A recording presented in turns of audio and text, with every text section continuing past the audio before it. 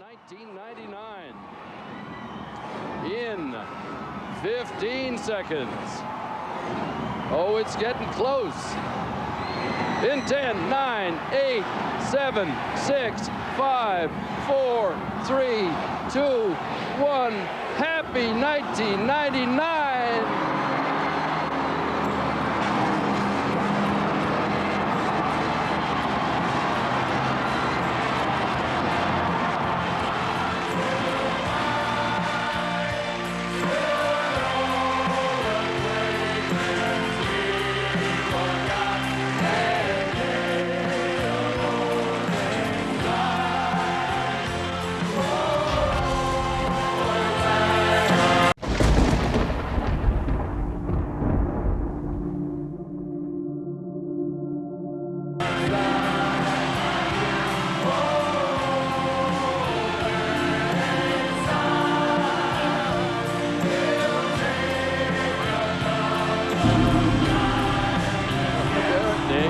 That's the spirit. Lots of music still to come from Harrah's in Las Vegas. Crowd in New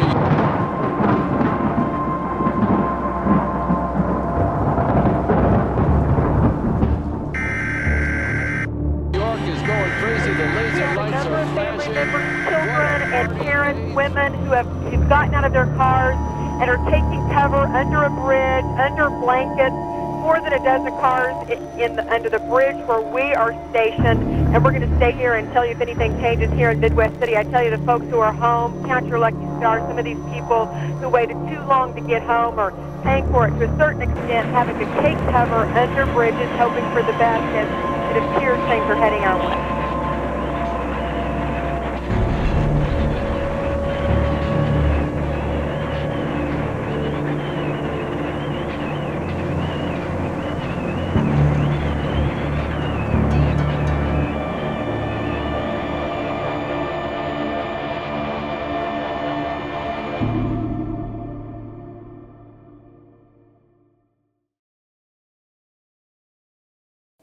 Get ready, here it comes. We have rainbow. We have chips. Amazing! Only the elves use the rainbow to satisfy man's craving for cookies.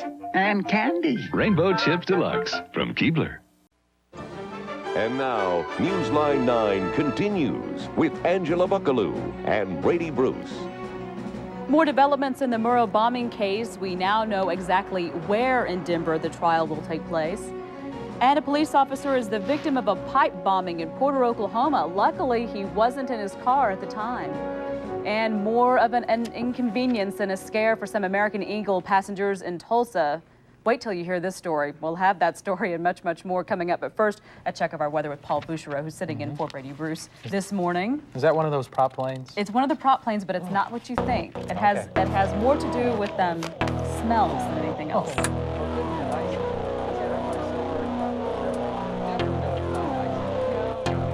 And it wasn't children either. It wasn't children? No, it wasn't children. Okay.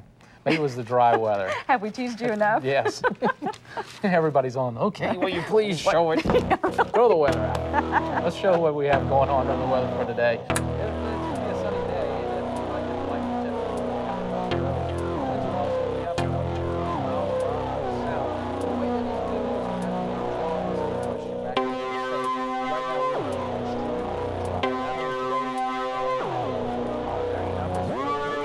Now to news this morning. Some specifics in the downtown bombing trial came to light. The date, of course, still undecided, but we do know which downtown Denver courtroom will host the trial. It will be held in the Byron Rogers Federal Building. That's the newer court building, room C204, on the end of the second floor.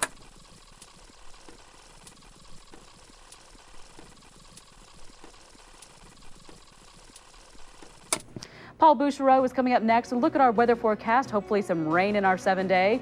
And a sneak peek of what's new on your TV guide for the spring. The second round of new shows hit the air. And a CBS star is making a move to the big screen, but only temporarily. What's great about Reynolds Wrap is it's so strong. After you've cooked with it, it cleans up in a flash. Nothing works like Reynolds Wrap. We have a breezy morning, 43 degrees. Those breezes are hitting us at 18 miles per hour from the southeast. Humidity at 53% and our pressure going down. Temperatures have been going down, especially in the southeast, kind of chilly down around Durant as well as Idabel, 38 degrees there, 40 over at Durant. And you compare it to Ardmore as well as McAllister, they're into the mid to upper 40s.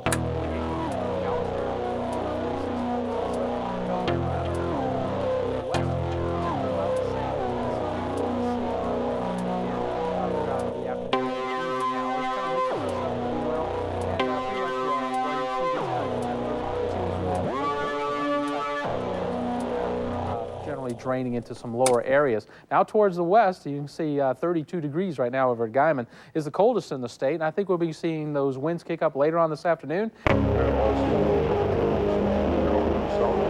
those winds immediately us at about 20 to 30 miles per hour. South and sometimes southeast. Southeast is good direction.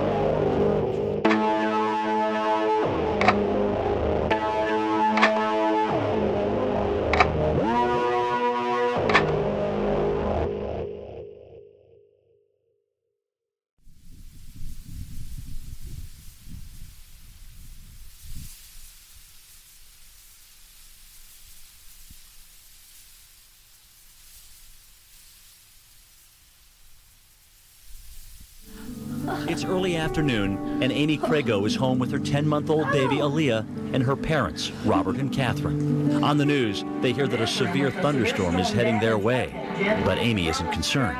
It was a really nice day. It's been blue sky. There wasn't any clouds.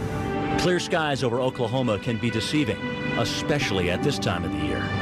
At news station KWTV, Chief Meteorologist Gary England knows the odds are high that tornadoes will develop. We had the proper wind shear. We had the jet stream coming across. It was obvious we were going to have tornadoes. We weren't sure how many and how strong. My name is Steve Finlay. I'm a paramedic with EMSA. I've been a paramedic with them for about 10 months.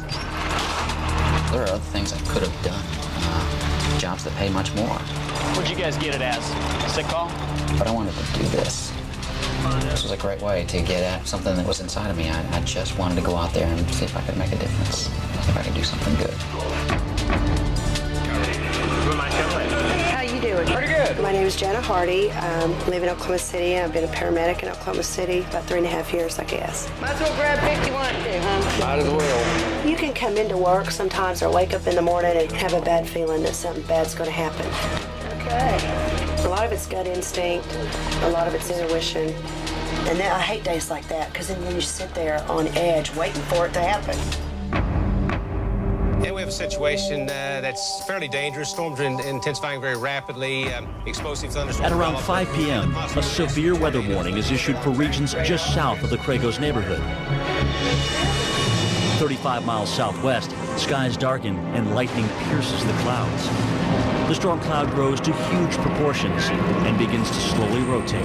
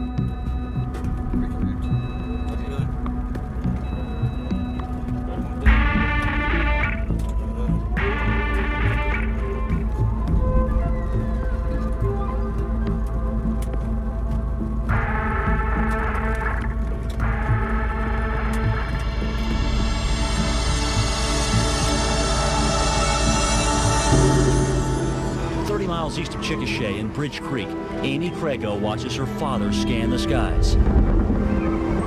He sees ominous dark clouds heading toward them. The distress below ground shelter. Now, you folks in Pocasset, Tuttle, Amber, Mustang have time to move to a place of safety. This is when you should do it. Do not try to ride this storm out in your home unless you are trapped. This is a major tornado, significant proportions, wind speeds we don't know, but it's going to level most houses. Gary? Yes. We have damage.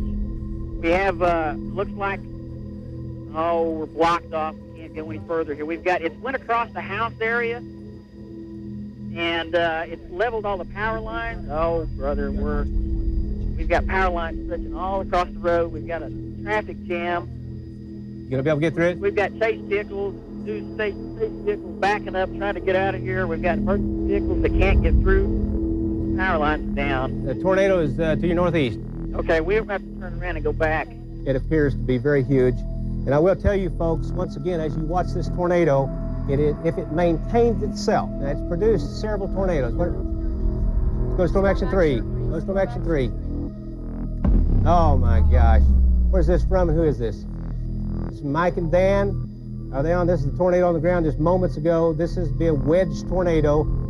This is the kind you have to be below ground level. I'm going to take this road. Give me his location on that shot. Give me a location on it. This tornado is due west of Chickasha. Tornado is due west of Chickasha, moving northeast at 35 miles an hour. Due west of Chickasha. Looks like back, okay, but let's stay with this shot for just a moment. Okay, we're all right. Stay on Ranger 9. There's the shot. Oh, whoa. Gary.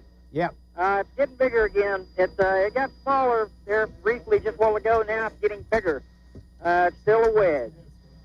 Here's the tornado right now, and as you look very quickly, let me know if you got a good shot there. Okay. Here's Chickasha. 1, 2, 3. Whoa. It is turning east-northeast toward the Chickasha area. It is moving east-northeast toward the Chickasha area. So you folks in in fact, it's all at Chickasha, you should take your immediate tornado precautions. When they become extremely major, they'll turn to the east.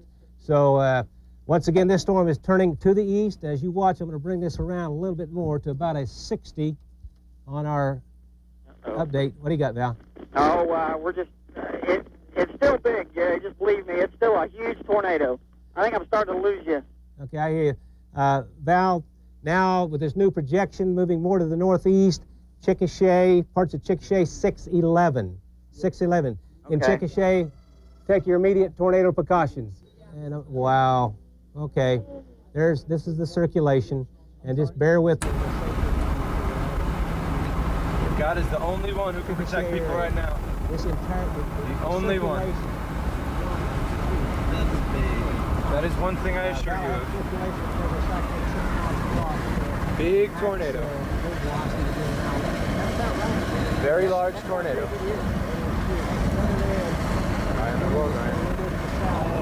Chickasha, take your immediate tornado precautions. Chickasha, then 1 mile, 2 mile, 3 mile, 4 mile, 5 miles. So from Pocasset to just east of Verdon to Chickasha to Amber, take your immediate tornado precautions. This thing is very deadly. Let's go back. Yes. I'd say that the circulation at the ground is a half a mile wide at least. It's a half mile wide at least. I would say a half a mile wide at the ground. Grady County is reporting injuries with this tornado. This is a wedge tornado. This is the type of tornado that you need to be below ground level. I see it wrapping totally around. Is it still well defined? It's very well defined. I mean, this thing is still a wedge. I mean, it has no signs of lifting. This is definitely going to be a long track tornado, Gary. Okay. No signs of lifting. I mean, it looks just like I say, probably a half a mile wide. Gary, we can see another funnel, actually. Where's it? Hey, we've got another funnel behind the first one. Give me the location. We've got another funnel, probably a mile or a half a mile. I got it. Half a mile behind the first. It's on the ground. There's 2 tornadoes on the ground right now. Directly behind the other one. Okay, we see it. We see the funnel. This is a smaller funnel. Yeah. It's a little bit to the left. It's right above the, right there. And that's to the left of the major funnel. Right. Gee, many Christmas. Correct. Look at that. Oh, and that is getting bigger. The main one is getting bigger, too. Much bigger. Oh, my gosh. It's large. We have a large tornado on the right large tornado on the right, and a smaller tornado on the left. Ranger 9, hold your shot, hold your shot. And this is just to the west-northwest of Chickasha. Val, would you agree with that? Give me your location, Val, and tell me where the tornadoes are. Gary, we're 3 miles west of Chickasha, and it's almost due north of us, slightly east of due north. You're 2 miles west. Just a very... It's Kevin, just massive. This thing is massive. Kevin, just a very quick check, XL. Okay, 2 miles west of Chickasha, looking north. This is a huge tornado here, another tornado back here. It is moving east-northeast. Take your immediate tornado precautions. The metro area is up here. Back to Ranger 9. Let me back off again on this plot. Of course. Oh, it dissipated. Okay, Val, talk to me. Gary, I think it dissipated. Okay. We cannot see any funnel anymore. I mean, there's just a leftover debris cloud, and even that's going away. It looks like rain is wrapped all the way around the thing. Well, right now. we could see on meth the Hook Echo wrapping all the way around. Big power fight. There's a tornado on the ground right now, Val. Either that, either strong rear flank downdraft or tornado on the ground. That big power flash. Okay. Yeah, we saw the power flash. Well, Gary, it's wrapped. It's completely wrapped in rain now. It's going to be a lot more difficult now to see it. But I see a lowering on the right-hand side. I see another lowering come down the left-hand side of the wall cloud. Val, we see a lowering coming toward the ground. This may be our vantage point. Have Ranger 9 pull back on that. There you go. More power. Oh, I see a funnel almost to the ground, Val. Do you see it? Okay. Okay. Ranger 9 is over Chickasha, so we see in the circulation a little bit, apparently, a little bit to the north of Chickasha. Another large tornado coming down at this time. My gosh. Another stovepipe tornado coming down. Yes. Nothing. Val, talk to me again. We see a large wedge tornado. It's on the ground again, and it's turned into a wedge again. Okay, Val, we see some red flashing lights. That is the Chickasha Airport, referenced in the middle of the screen. It is north of the Chickasha Airport. Talk to me, Val. Okay, Gary, it's like it never even missed a beat. It's back on the ground again. It's just as big as it was before. Like I say, it's a wedge again. Downtown the foreground, we're looking north. Fortunately, this is moving north of Chickasha. It's crossed Highway 81. It's going to, part of the circulation is going to go right up over the Amber area. It's going to cross Interstate 44. So any of you folks traveling Interstate 44 between Newcastle and Chickasha, if you're moving southward, turn around. Get out of there, go back north, get off this thing. It's about the only thing you do not go south. If you're on Interstate 44 going to the southwest, if you're on 92, turn around. Yeah, we got just a huge multiple vortex tornado down there. It's right now about 45 miles out. We got maybe 45 minutes. You're on Interstate 44 going to the southwest, turn around. Don't mess with this thing. Don't go outside and look at it because it'll kill you. The monster vortex spins out debris up to a mile away, forcing the news helicopter to give the storm a wide berth. But on the ground, Scott Pittman, a native Oklahoman, is driving friends to Norman, a town southwest of Amy's neighborhood. Over the radio, he hears that the same tornado that hit Chickasha is now heading for Norman. Scott decides to drive north so they'll be safely out of its path. I took the exit to the turnpike, and my plan was to pull over and let the storm pass. Scott stops at an overpass along Interstate 44 to get a better look. We didn't even realize that it was a tornado. With the cloud being a mile and a half wide, we'd never seen anything like it. Wedge tornado on the ground about 2 miles southeast or east-southeast of the town of Amber. 2 miles east-southeast of Amber, large wedge tornado on the ground. Right. Okay. Exactly. That's where it is right now. It's just as big as it's ever been. It's got a massive circulation with it. Yeah, we see the whole darn thing coming down again, Val. Yeah, and it's headed in a bad direction. We got a big wedge, and we'll keep looking at it, Val, and I'm going to mention it's going to the east-southeast of Amber now, but I have a broad view on it. Could get large hail and damaging winds and tunnel. It's going to move from Amber right across I-44 into the Blanchard area. Val, there's an extremely deadly tornado from the Norman Police. You can go to the Irving School at 1920 East Alameda. go to the East Shelter at Irving School, 1920 East Alameda in Norman. The Southwest Shelter, go to Whitaker School. Go to Whitaker School in Norman, 2000 West Brooks. In the Midwest Shelter, now these are great shelters because they're partially below ground. Midwest Shelter in Norman, Cleveland Elementary School, 500 North Sherry. That's from the Norman Police Department. Hopefully we'll not make it that far. I got to tell you, this is a gigantic tornado. This conceivably could be a deadly tornado.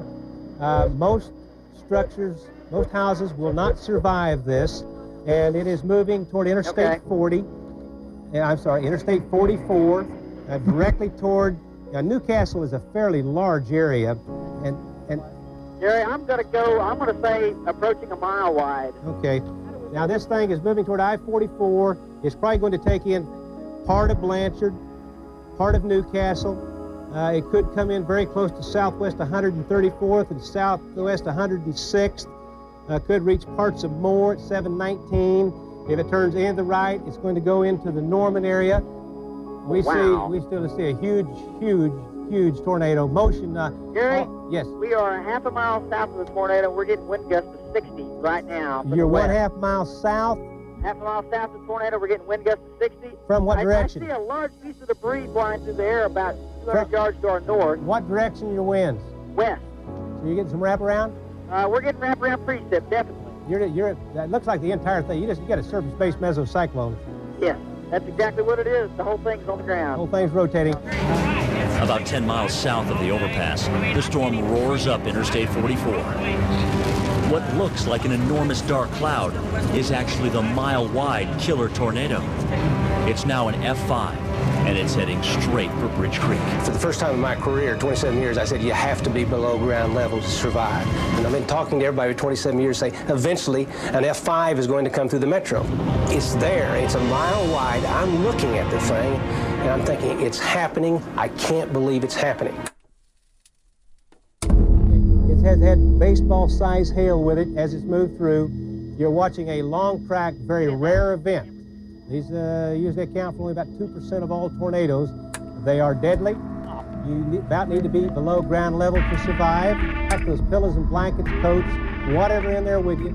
If you don't have a cellar or a basement in the middle part of your house, go to a north wall or an east wall and get as many clothes and pillows and blankets around you. Get down on the floor and cover up your head and your face. Those of you in the way of the path of the storm, for example, in the Newcastle area and over toward Moore and maybe North Norman, if it turns right again, you have plenty of time to move to a place of safety. Back in Bridge Creek, the Craigos scrambled to find shelter. A few miles north on Interstate 44, Jim Patton and Jeremy Hubbard are on assignment for Coco TV to cover the tornado damage in Chickasha. They drive by the overpass where Scott and his friends are waiting out the storm. The skies darken, and Jim begins to wonder whether they should keep going. The dark rain cloud is heading right for him. He stops the van by the side of the road, and Jeremy gets out to shoot some video of the storm. I saw this big black wall cloud. It was probably 2.5 miles long. I had no idea what that was. Oh man, oh man, oh man. Now you folks, as you folks watch this thing now, as you watch this, keep in mind, oh. Hey, Merry Christmas. Okay. Gary, talk to me. So we're heading right into the path of the thing on I-44, Gary. It's amazing. I mean, it's absolutely enormous, and we see a number of other tornadoes. I guess skirting on just one side of it.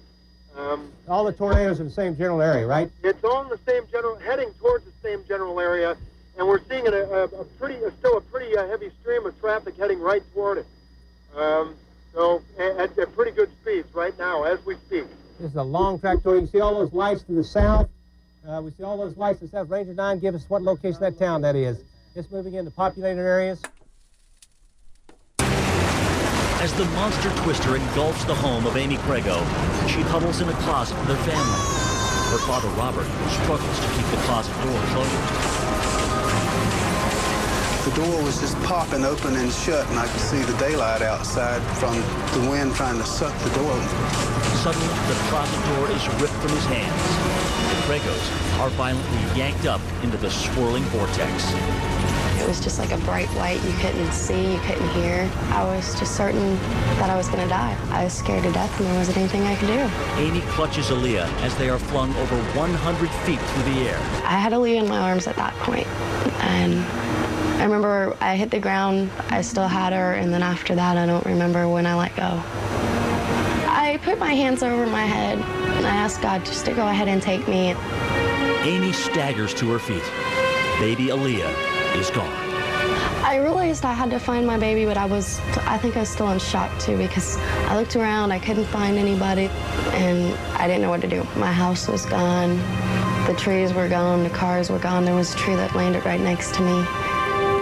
Amy's father, Robert, stumbles in the debris, only to discover that his wife has not survived. Tears just started rolling down her cheek, and she just died. I just stood there in disbelief and really didn't know what to do at that point.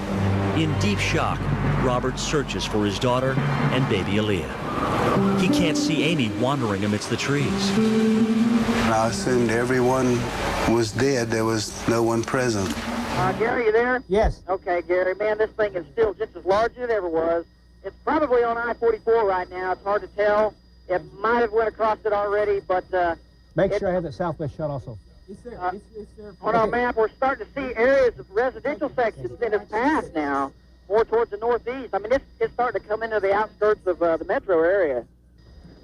I think that's very close to toll booth, so y'all know where the toll booth is.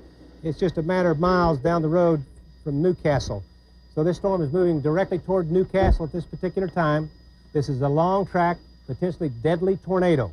Gary. Yes. We're back within about half to 3/4 of a mile of it now. It's directly north of us. Yes. I think it's on the interstate right now, and it's got violent rotation. I don't ever recall anything exactly like this. The way it looks. Val? Yes. Well, just go ahead and talk. Go ahead and talk. Okay, Gary. Like I say, we're probably a half a mile directly south of it.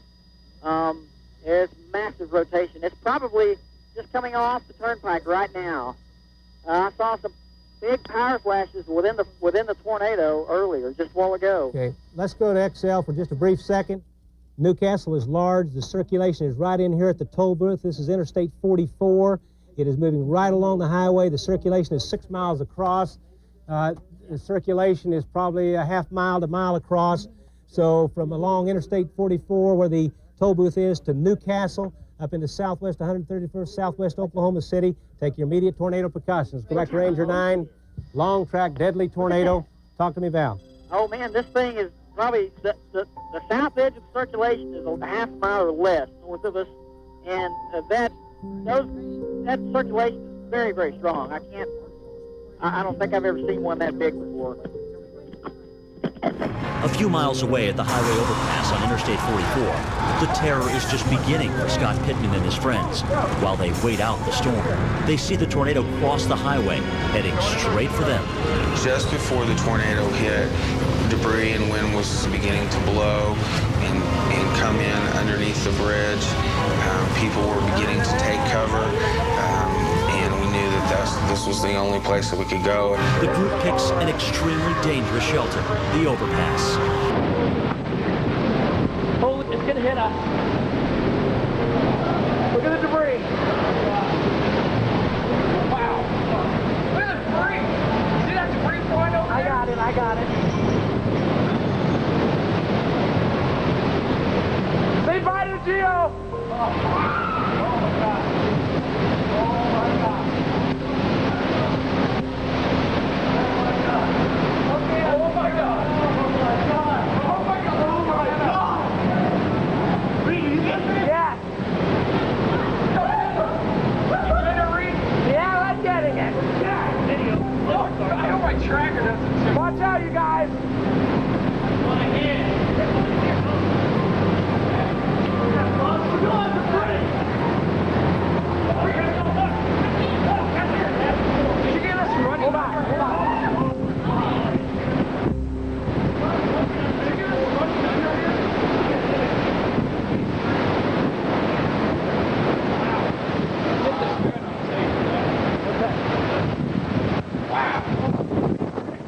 Oh shit! I'm getting hit! I'm sliding, you guys! Help! Ah! Fuck! I'm getting hit with glass. They're going across the road. Power flash! Get that!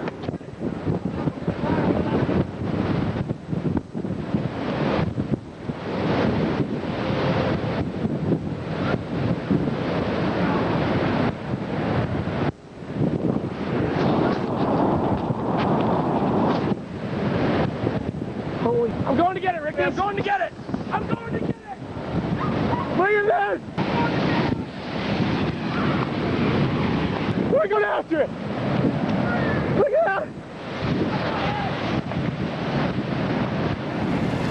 Out of the swirling mass of debris, a road sign flies through the air like a missile striking Scott's leg. I looked down only to find that it had been severely lacerated.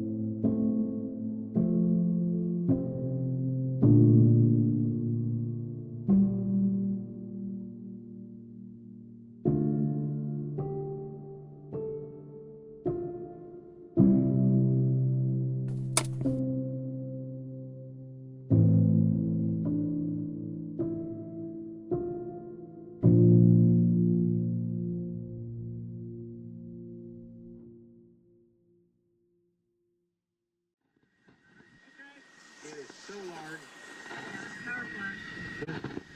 You folks all the way. I was trying to get rid of that box. There you go. Thank you. Tornado warning continues. Northern Cleveland, McLean, and Oklahoma County. And again, that is live coverage of the very severe storm, tornado activity now in the Oklahoma City metro area. And again, today our KWCO. Looks like a man or a lady covered in mud. This looks like their car.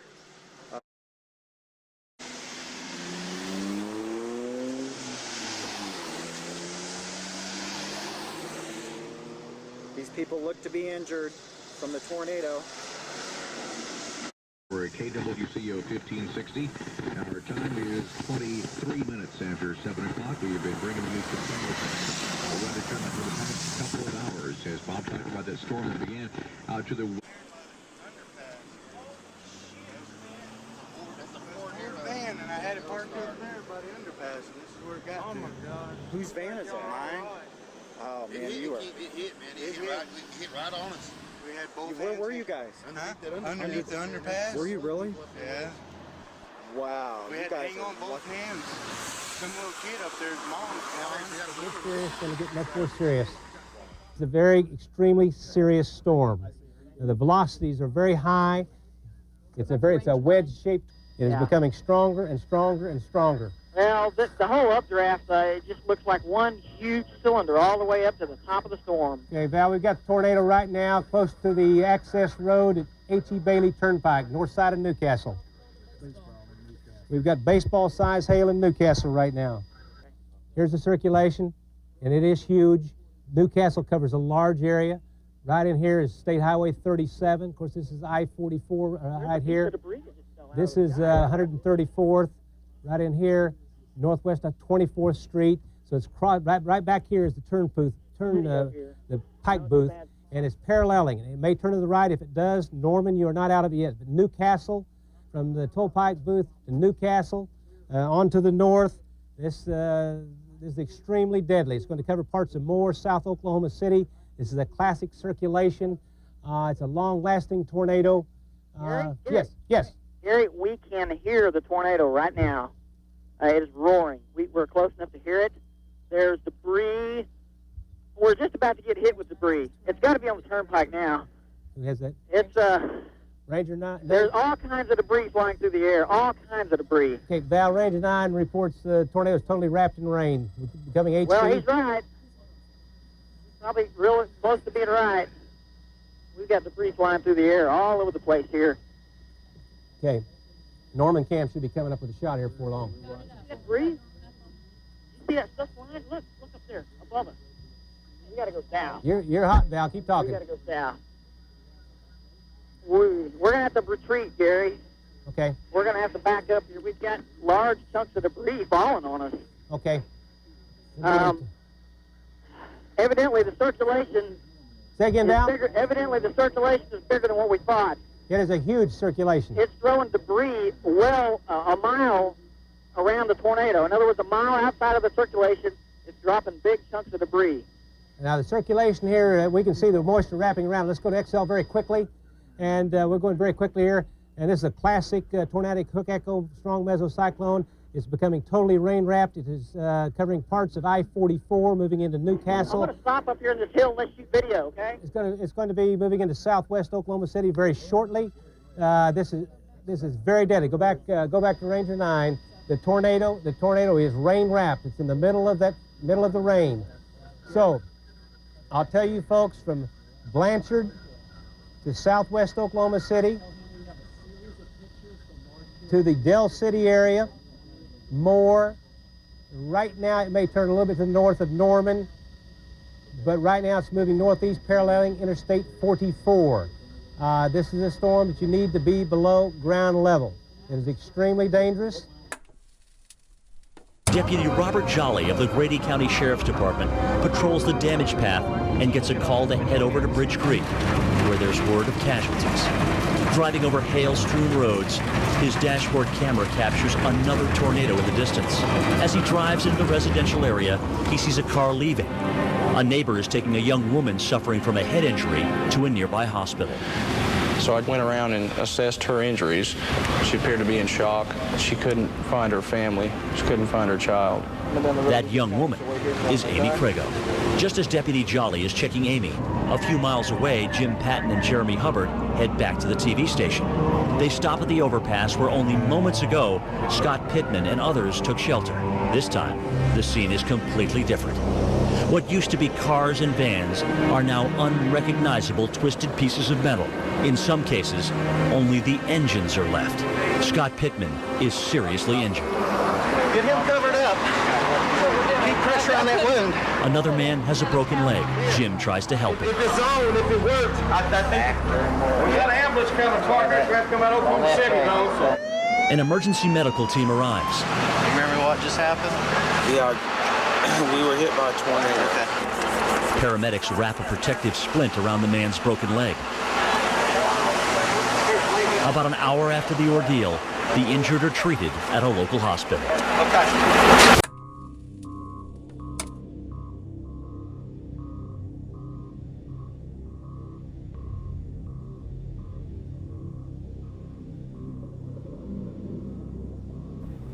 For example, right in here would be southwest 74th, and this would be southeast 79, southwest 79, so right at 104. So this tornado is moving right up into densely populated areas. In fact, it's in it right now. We've seen some incredible damage. The path, maybe a mile wide, maybe longer. Check with Bobby on the tornado to Karchi. Do we still have tornado to Karchi?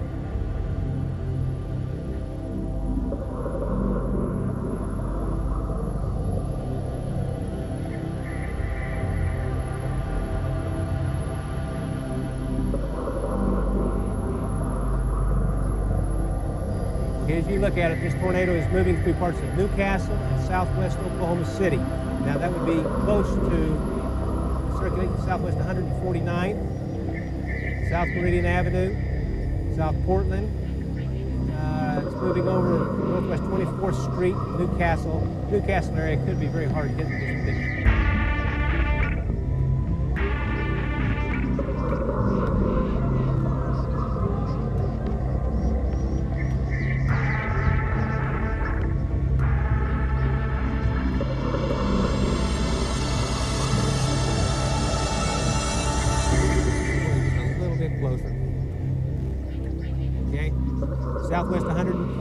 the circulation actually starts up in here, drops all the way down into Newcastle proper.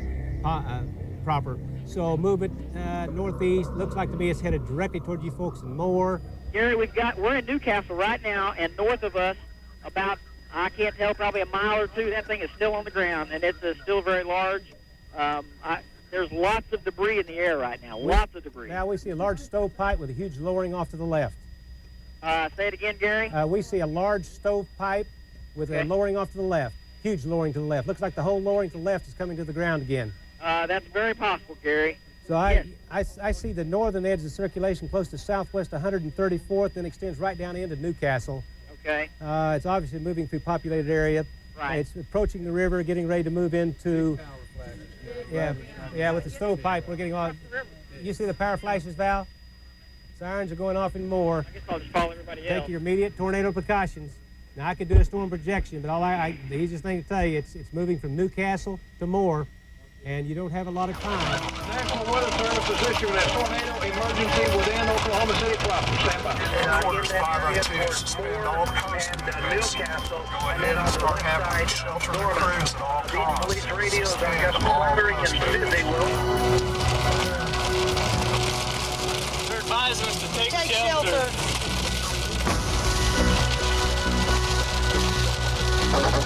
This is scary. Sirens are going off and more. You want to go a little further south? But Mike, no, I don't want to go any further south. Man.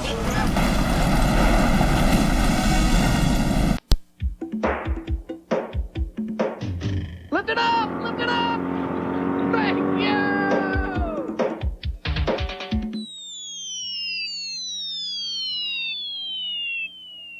I've never seen nobody like you, but I love you. Yes, I love you.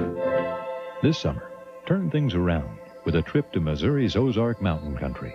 Call this number for your free travel kit. The nation hails a Miracle Whip salad dressing. Not a bad bluff.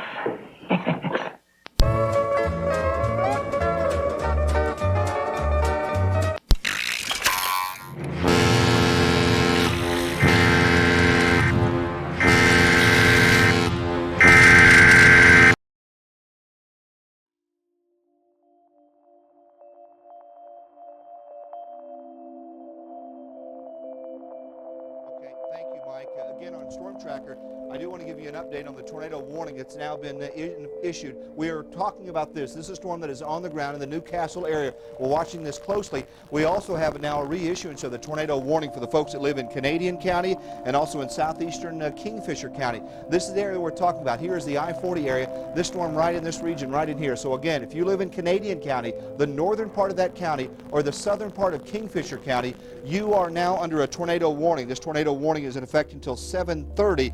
Most dangerous part of the storm is located near the Okarche area. This is the area that we're talking about. So again, we're watching this storm closely as it makes its way towards the metro area. We're also watching this storm, a dangerous part of the storm located near the Okarche area that'll be tracking up towards Kingfisher County. So if you live in southern Kingfisher County, northern parts of Canadian County, you're under immediate tornado, you should be taking immediate tornado precautions, a dangerous situation. And this storm, we've got Steve Carano, David Payne, and Mike Duncan on this storm, our storm trackers, and that's going to continue to move over towards the metro area. Officially right now, Oklahoma County is not under a tornado warning. We're under a severe thunderstorm warning, but this is a storm that will likely continue to move towards the south sides of town. But folks in the Newcastle area, we understand there's damage there. We understand that there's still a lot of traffic, especially, Mike, this time of day when a lot of folks are on the roadways, they're getting home. So that makes it for even a more dangerous situation. Yes, it does. So let's take Steve Carano live. Steve, tell us what's going on. Here's your Skylink picture. Go ahead, you're live. Okay, that is the Skylink picture as it was west of Newcastle, Mike. I am on 130, Highway 130. I am paralleling the storm. I'm south of the tornado. It is on the ground still. Very, very massive. I mean, it's about 3/4 to a mile wide. We keep on saying that. People definitely need to stay in. Keep your TV tuned in. Go to your safe place. Do what you need to do because I am moving east on Highway 130. And Mike, if you could tell me real quick, if you have access, do I have a north-south road that you could give me that I won't get into this Well, thing? the folks that live along Highway 37, as far north as Moore, the folks on Highway 37 over to downtown Moore, Newcastle crossing over 44 right now, crossing the river right now. Highway 37, if you live north or south of Highway 37 in Moore, all the way over to I-35, now is the time to get down. And we really need you folks to think about the very safest place you can possibly go away from windows. Interior closet or bathroom, below ground level, even if the nearest area below ground level is a house or two away. We really, truly recommend you go there and get below ground. If you don't have any place below ground, then you need to get in the bathroom, get in the bathtub, put something heavy like a heavy blanket or a mattress over your head, and hunker down in the bathtub as this comes through Newcastle and Moore, near and especially south of Highway 37, South Moore. Steve Carano, go ahead. Steve, keep talking to us. We want to walk the folks through. Keep going. Okay. I'm on Northwest 10th Street in Newcastle, Northwest 10th Street and Highway 62, going through Newcastle. It is on, I'm getting some wind here. I'm on the north side of Newcastle. Multi-vortex, wow. Multi-vortex, Mike, as it's going through the northwest side of Newcastle. Okay. Oh, wait. Okay, I may have to stop, Mike. Hang on. Okay, Yes. David, Steve, be very, very careful at any time. Anytime you have to drop out, we certainly understand that. This is some video that was shot earlier.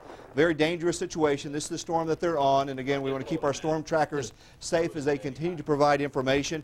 Again, if your power goes out, we continue to broadcast on FM on 104.1. We're also now told we're also on AM on KOMA at 1520. We have Steve Carano. Steve Carano, go ahead. Steve, Steve, you are live. I am south. It's north and east of Newcastle right now. North and east of Newcastle. It is a multi-vortex, Mike. I've got several vortices rotating around the main vortex, and it's huge. There's probably 4 tornadoes. It's got a lot of debris. I'm on Highway 62, and it's still north and east of me, probably about maybe a mile or two northeast of Highway 62. Okay. Put me in key here, control room. Put me in key. The storm now is turning more to the left, and let me explain to you what this means. Here's the tornado circulation right here. It's just south of Highway 37 on the western sides of Moore. It made a jog to the right. It straightened out. Now it's turning a little bit. Leave that right where you have it there for the folks on the safe area.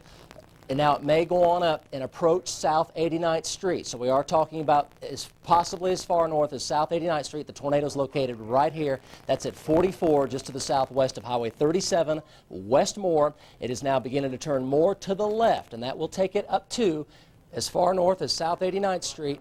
Even you folks that are a mile north of South 89th Street, you folks need to seek shelter immediately, interior closet or bathroom. We're talking about South Oklahoma City, near South 89th Street, because the tornado now is turning more to the left. Let's go back now live to Steve Carano. Steve, what's it look like? Northeast, and Mike, it looks like like you were saying earlier, it's trying to turn left. It's anchoring right now. It's staying put. It's hanging tight. It's still moving east-northeast at a very slow clip. You folks in Moore, please take cover. This thing is moving towards you right now. Northeast of Newcastle, Mike, and east of Highway 62. Okay, let's go to our live picture from South 89th and I-35. Now, do we know what direction we are looking here? That is South 89th and I-35. We need to keep that picture up. Now let's go back to Steve Carano with the edge. Steve, give us an update. Steve Carano, go ahead. Do we? Okay. We got new pictures in yes, now. New pictures. Let's go to Skylink and first video. Large debris cloud. Mike. Steve, yes, go ahead. Yes, you should have my pictures in the storm center now. Okay. The storm is going to be moving through the south sides of the metro. You folks in Moore and southern parts of 89th Street in that area, please take cover. This storm is still moving to east-northeast. This is Moore. Here's Newcastle. It's getting ready to cross the river. It's moving northeast into the Moore area. Circulation goes all the way up in there, back to Ranger 9. And the circulation at times is just too large. Gary, it's still on the ground. It don't look like it's a mile wide anymore. It's a stovepipe. It's probably a half a mile to a quarter of a mile wide. It's still very, very strong. It looks like it's in the northeastern parts of Newcastle, very near the river. Yeah. Very near the river. Now we're trying to figure out a way to get across the river. You folks in downtown Moore and west and east Moore, downtown Moore and east Moore, have a little bit of time, a few minutes, to get below ground. This storm, mobile homes, pre-manufactured homes will not survive this. Many wood frames homes will not survive this particular storm. Yeah, Jerry. He's 7 miles south of Will Rogers looking northeast. So he's 7 miles south. 1, 2, 3, 4, 5, 6, 7. Looking northeast. So he's right there by it. He's right on it. He's right on it. So it's crossing the river, moving through parts of Westmore. I'll just name some streets. There's the southwest, Oklahoma City, southwest 134th. And Val, if you have anything to say, let me know. Gary, we're 1 mile south of Highway 37, and this thing is due east of us. Tell me about it. I'm trying to figure out what this road is we're on here. Okay, I'm looking, tornado is approaching as we speak. South Pennsylvania, and 149th. Southwest Pennsylvania and 149th. And that's just... on Interstate 44. And it's still off to my east and northeast, about maybe 3. I would put it around the Moore vicinity and 4th Street exit, probably. That's in the vicinity. Yes. So folks over there, and you really need to take We are conference with David Payne now. David, go ahead. Okay, Mike, I'm on a southwest 149th, just north of the river, and an F3, F4 tornado. I just had to back out. I was too close. I have to admit, I had to back out a little bit. Got a little scared there for a second. Again, it's crossing southwest 149th right now. Oh my gosh, I've got a huge roof in the air. I've got a home roof in the air.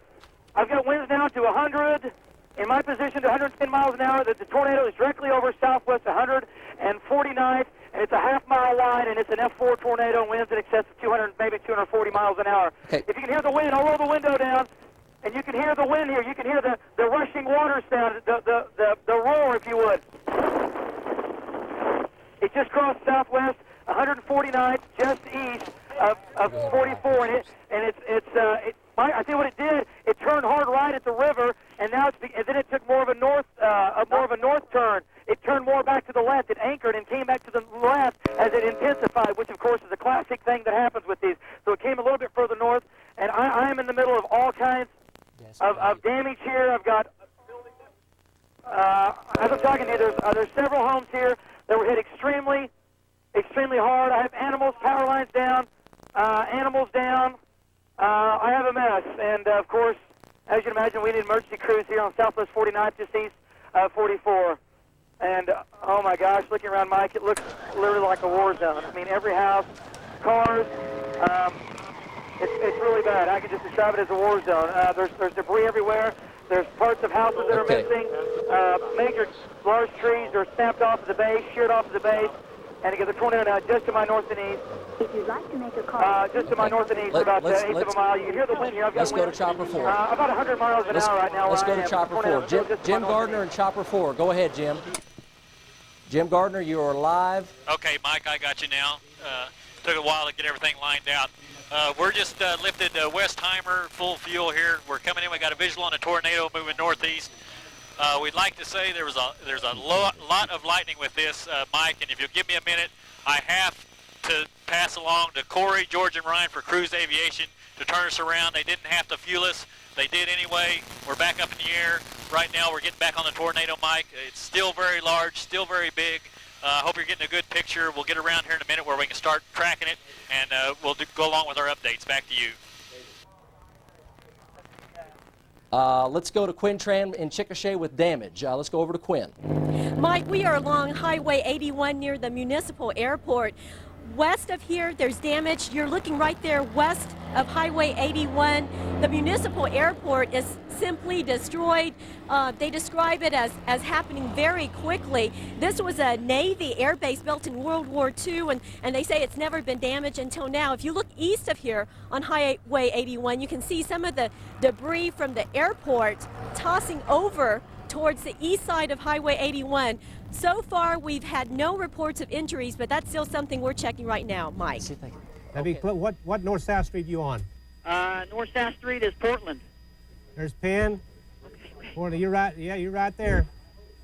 It's moving. The leading edge of it should be moving over South Penn. Gary, it's a half a mile to the left, right in front of us. It's leveled a couple houses over here on 149th Street.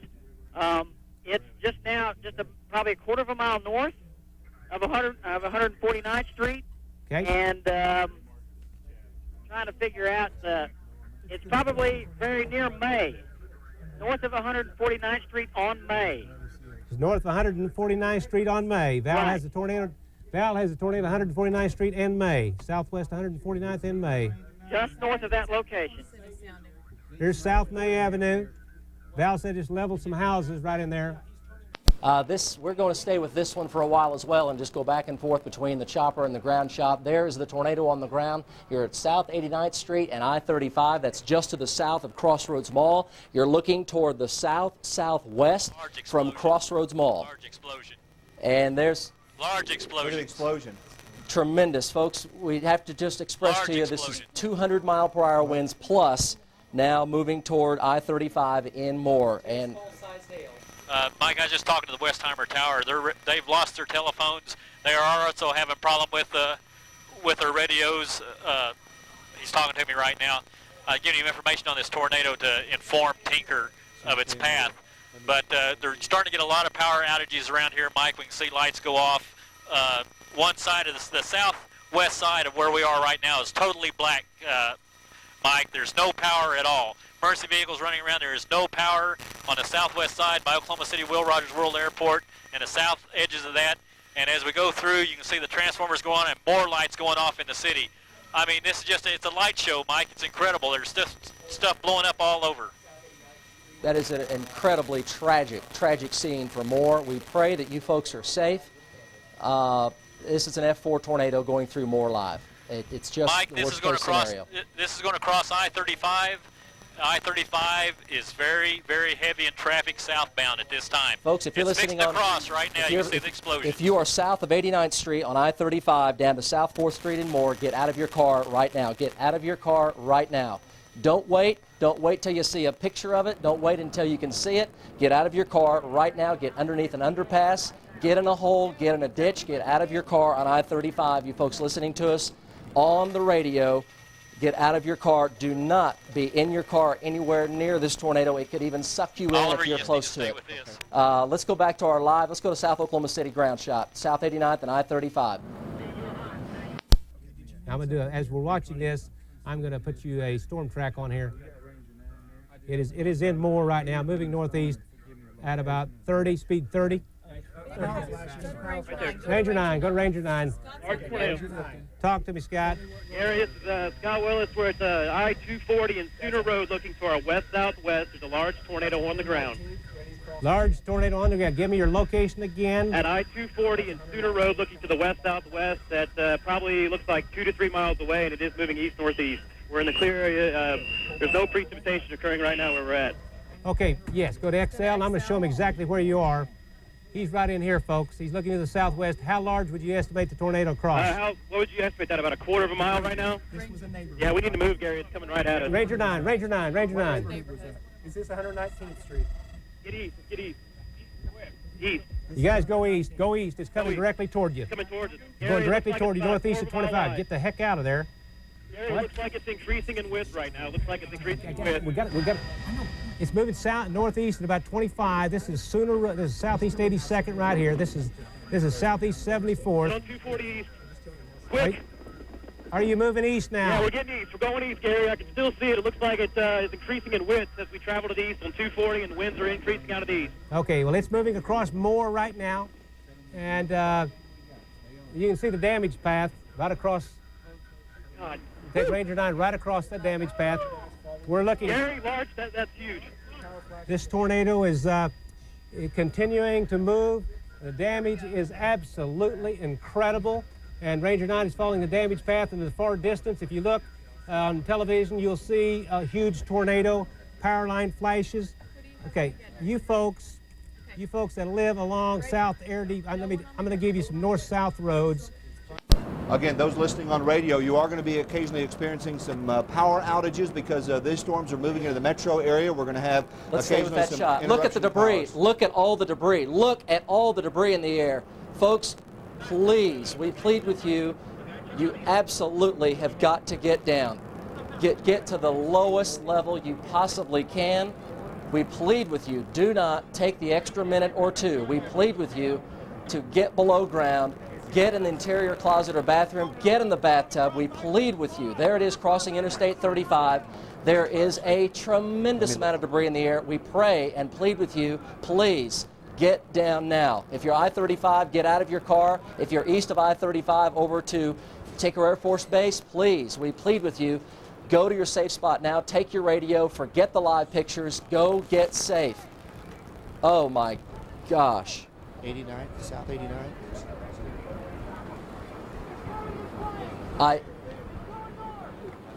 Folks, we plead with you, just go to your safe spot if you possibly can. That's an F. Look at the horizontal vortex. That is an F4 to an F5 tornado. That's winds of 250 miles an hour. Okay, that's a tornado, and it's coming right this way. It's coming right this way. We got people here watching. We're in an emergency situation. It is so large. It's getting ready to move into a very densely populated area. Time to get out of Dodge. This is the worst part, trying to figure out where this sucker's going to hit. Not being able to do a damn thing about it. It's going across I-35. Going across I-35 right now. Listen to me right now. Yeah, you got what? I am at Southeast 27th and I-35. It's come through bad. There are cars destroyed. There are a lot of people damaged. A lot of blood has been sprayed out here. I'm out here with my medic kit trying to give some help. They can't get medics through here. There's, I would guess, 30 cars that are destroyed. Southeast 27th and I-35. Yeah. Injuries, possible fatalities. Injuries, I would say possible fatalities are a great possibility right now. Okay. Keep us in touch. We appreciate your report. Just slow down just a touch. Thank you, Gary. Oh, my gosh. This will go south of our live camera. This will go south of our live camera. Okay. I think they can probably stay up and be safe. It's going to go to their south and to their east. Folks, if you live along South 89th Street, and it's in Northmore right now, if you live on South 89th Street over to Lake Stanley Draper and Tinker Air Force Base, folks, it's headed your way, and it could easily be an F5 tornado. We plead with you, do not take this lightly. The GM plant is not safe. No, GM plant is in the direct path of this. If you're working out in the General Motors plant, take the immediate tornado precautions. Evacuate the plant right now. Go to your designated tornado safety area at the GM plant right now. Do not. Tinker Air Force Base as well. Tinker and GM both are in the direct path. Tinker has been evacuated. Mike, we have Tammy Payne at Tinker Air Force Base. Let's go ahead and take that call right now. Tammy Payne, can you hear us? Can we go back to Jim Gardner? Oh, Tammy Payne is also live on the phone. Tammy, it is moving directly toward your location. Mike, it's obvious it is. The skies have gotten considerably darker in a short amount of time, and folks here in Midwest City who are driving are taking the dark skies, heavy rain, and quarter-size hail very seriously.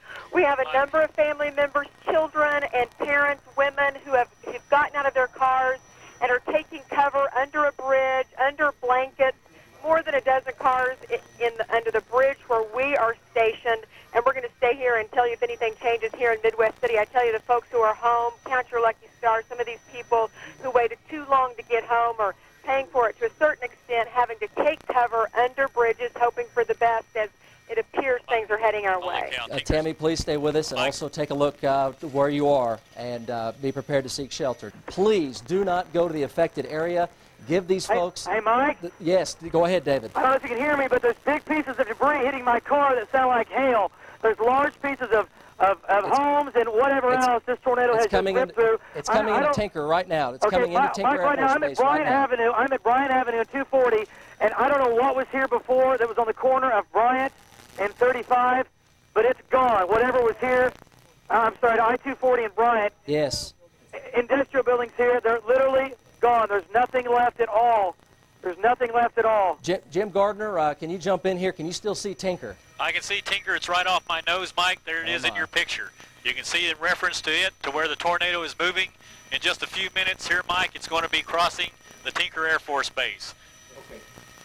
Jim Gardner will continue to watch this situation. Tammy Payne, and for those in the Tinker Air Force Base area, you are under immediate danger right now. You should be taking the necessary tornado precautions. Those listening in your vehicle, get out of your vehicle. Go into a convenience store. Go into a substantial structure. If that's not available, get out of your car, away from your car, in a ditch or ravine. Cover up your head and pray to God, because this is a serious situation. Westmore High School damage, Moore High School damage, homes off their foundation. Stay inside. We beg you, do not go outside to try to see this thing. Stay where you're at right now and cover up, because this is a dangerous situation. Now it's getting very difficult to see. It's going to be a very dangerous situation for those who are going to be out, and we encourage you, because as Mike mentioned, a dangerous situation with emergency vehicles trying to get down to the Moore area. If you hop in your car and try to see this thing, the only thing that you're doing is causing more problems. The rescue crews may not be able to get down. Also, we know because of the power outages and all the flashes that we've seen that many of the electrical power lines are down or live laying on the ground. That's a very dangerous situation. So don't get in your car. Stay exactly where you're at right now, and because this storm is still on the ground. Mike, I'm very concerned about this storm because, again, it continues to move into an area that is extremely populated. And it continues to pull toward the left, which is going to take it more into Midwest City and Air Depot. Jim, do you believe that entire dark area, is that potentially, it looks from here, that's potentially part of the circulation, that whole dark area? Yes, Mike, that whole dark area still is part of the circulation. It appears to have weakened, though. It appears to have weakened. It does. But, you know, we still have transformers. There's still a significant amount of lightning and wind involved in this. So, but it appears that it has weakened a little bit, Mike, which is, thank God. You know, I mean, it's just incredible. It is still kind of pulling more to the left, which I smell gas. Chopper 4 smells gas at his flight level. Mike, we're right just now on the west side of Jim. There's just a strong odor of natural gas. I mean, it's so bad I can't hardly breathe here. We're at 2,000 feet, which puts us about 1,000 feet above the ground. And it's starting to get stifling up here. We're moving out, but there's significant gas leaks somewhere around here, Mike. It's just we're going to have to probably fly out of here in a minute. There's so much debris down there. Folks that are traveling down there, you will probably get a flat tire. So, and that should be the least of your concerns, but you do not want to be down there at all. You stand to get flat tires and everything else. You need to let the emergency crews do their jobs down in Midwest City, Tinker Air Force Base, Moore, and Newcastle. This is a terrible situation. Jim Gardner live in Chopper 4. Jim, tell us what you see right now. What's your location? Well, Mike, you hit it right on the head there. It did turn left. It missed Tinker completely, but it went right across the north end of the diagonal runway, and it almost just like made a turn there and is going straight north now from what we're seeing. It appears to have dissipated a lot, Mike. It appears to be losing some of its force, but there's still a lot of lightning out here and a lot of... Let's quickly go to Viper. And we have several circulations with this gigantic tornado in Oklahoma County now. And is that a new lowering developing right there? And it continues, several circulations around. And here's the one southwest of Tuttle, southwest of Mustang. There's also one up near the Alene area. And let's see here. And let me pan this over here and we'll take a quick look up that way. Civil Defense is calling in all staff in the metro area. Okay, Civil Defense calling in all staff in the metro area.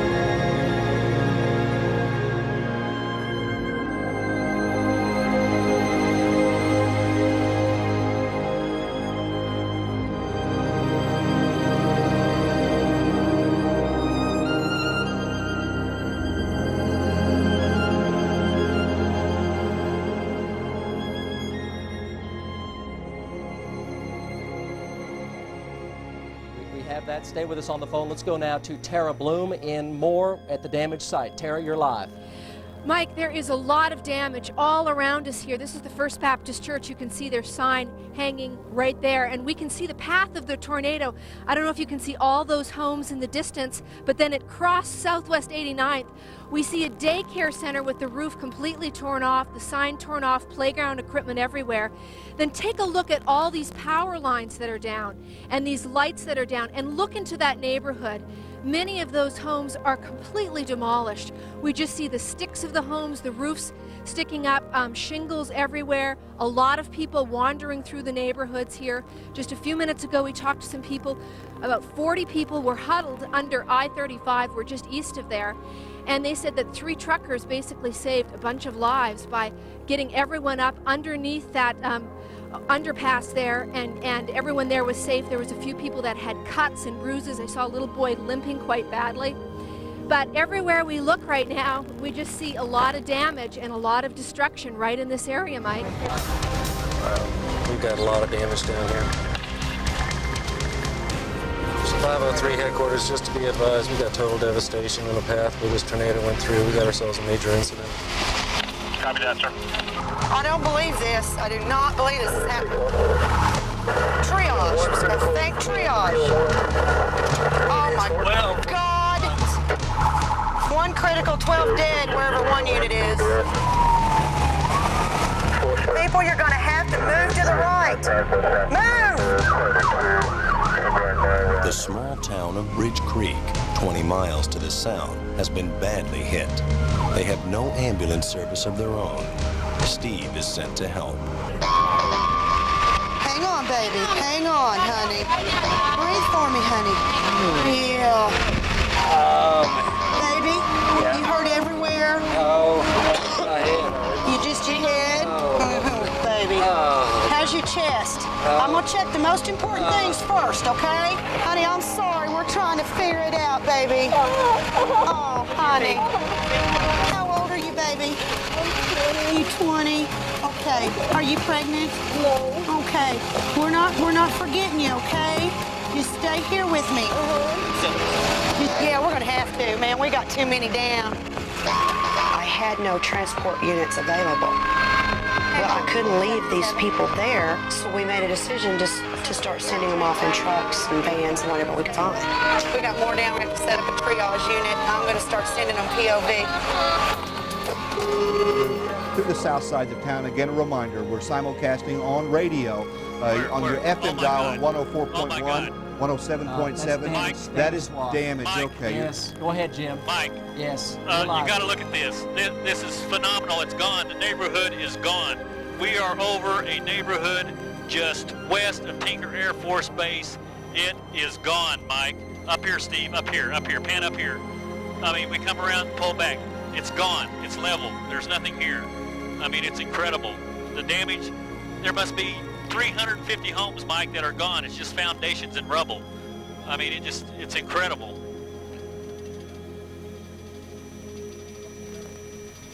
What, Jim, that's just on the west side of Tinker Air Force Base? That's just directly on the west side of Tinker Air Force Base, Mike, where this thing tracked and, like you said, made a left. We followed around here. It's a perfect traveling northeast bound. It gets up in this neighborhood and it turns left and goes north. If Steve has got if you see in this, Mike, this is incredible damage. I mean, it's just the neighborhood is gone. Okay, we need to start thinking about things like potential blood donations, potential charitable items to these families in this part of the metro, blankets, a warm place to stay tonight. You name it, because they need it, and they need our help right now. Midwest City, Moore, and Newcastle all need the rest of the metro's help. So if you're in a position to help these folks in any way, we invite you to do so. That gives you an idea of the mass destruction in South Oklahoma City. Go ahead. This is, I don't know what to say. I mean, it's devastation. I mean, we're tracking northbound, northeast bound, following this neighborhood. You're looking at it. As Steve, we're going to cross here. Steve, just keep panning up. I'm just following the swath of where this went. It's probably at least a quarter mile wide. Oh. Here, look at this. It's the whole neighborhood, Mike. The whole neighborhood is gone. There's nothing. That is F5 tornado damage, 260-mile-an-hour winds plus. Oh, the Lord. entire. Those that are listening on radio, we're looking at damage of what was a neighborhood. Unfortunately, it looks now. It's totally destroyed. It is, boy, I'm almost speechless. It's absolutely incredible. These are homes that are no longer homes. No roofs, just scattered no walls. debris for miles and miles. Dangerous situation. Jim, is it not wanting you necessarily to pan up, but can you still see the tornado on the ground? Mike, it appears to have fallen apart now, right here. I'm looking just at southwest of Nakoma Park is where it is right now. If it's, okay, right that's now our we signature. can't. Right now we can't see it. It appears to have weakened significantly. I can fall into damage here. Right here, it ends at this neighborhood. I don't see any more damage or too much damage across. Well, I can still see minor damage across I-40 on the north side, but we're standing here and we're making a turn now, Mike. We're going to go back southbound through this neighborhood. If Steve can give a wide shot, Steve, you're on the wrong side. Look at all the emergency vehicles. We do encourage you not to try to drive down this area. We're going to try to show you this path, Mike. This is the path. That's the northern edge of where the tornado lifted right there, shooting back south. And look at it. It just looks like a steamroller came through here and just wiped everything out of its path.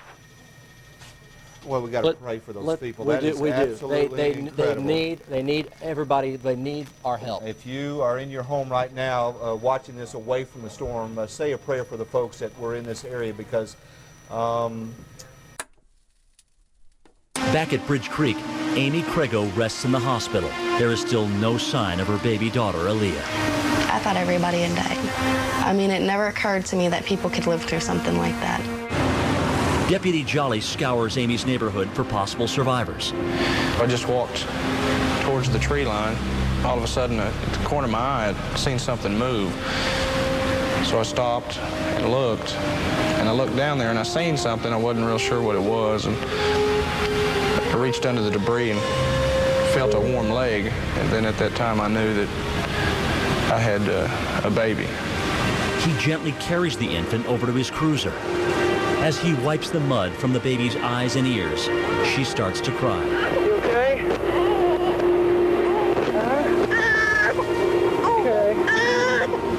That was a wonderful feeling. It was wonderful. When the baby cried, I felt like then she was going to be okay. At around midnight, Amy is reunited with Aaliyah and Robert. Well, that was the best moment and the worst moment, because at the time I found my daughter, I learned that my mother had died. I've been doing this for 10 years, going out to different storms, and never come close to seeing anything as powerful as this. Hang on, everybody! You can see pictures, you can see videos. 503 to 502. But unless you're actually right there in the middle of it, you really can't comprehend the total scope of it. Okay, can we do a choke point where we can get everybody? We've got everybody herded to here. Okay. And that's as far as we got. So now, what I just need is a sweep through so we can make sure that there's nobody in it. We need a place to send the injured. Can we get all the injured in one spot? Identify a spot. Light pole? Light pole. Light pole. Let's get them all here. Steve Finley sets up in the gym in Bridge Creek, where local firemen are bringing the injured. Stop breathing twice. He's the only paramedic there, and within minutes, he's swamped with patients. It looks like we got one critical and more coming in. I had no idea what we were in for when we got there. Once I got in the gym, from that point on, that's where I was. That was the only world that existed for me. Now I'm going to go to pediatric on you. Can I use your phone just a half minute and I get another nurse down here? You can get another nurse down here? Yeah. It's still looking for service. I might be outside the service area. Oh my God. Can anybody get to a phone? Is there any phone working? Can anybody get to a phone? As patients started to come in, it was pretty worrisome that our situation would really deteriorate in there because we didn't have contact with the outside world and there wasn't going to be help on the way.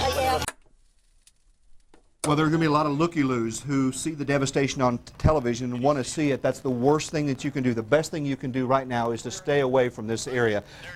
Kevin Ogle is asking exactly where this area is. We're talking about an area in Midwest City very near the Tinker Air Force Base area. The pictures we're showing on the air is this neighborhood that is located very near Tinker Air Force Base, and Jim Gardner is providing us these pictures Jim, can you be specific? Can you see some reference roads that we can tell folks exactly what neighborhood this may have been? This is on the west side of Air Depot, I believe. It's the first major, I believe, that runs on the west side of Tinker. I believe that's Air Depot. I may be wrong, but it's a neighborhood all through there. We're going to probably lose a signal here in a minute. We believe we got somebody flashing a flashlight that is trapped in this rubble right here. Dan, they've been flashing a flashlight at us. We're going to drop low. You're probably going to lose our signal. We're going to see if somebody's trapped here because they've been trying to get our attention here. So we may be off the air just for a minute.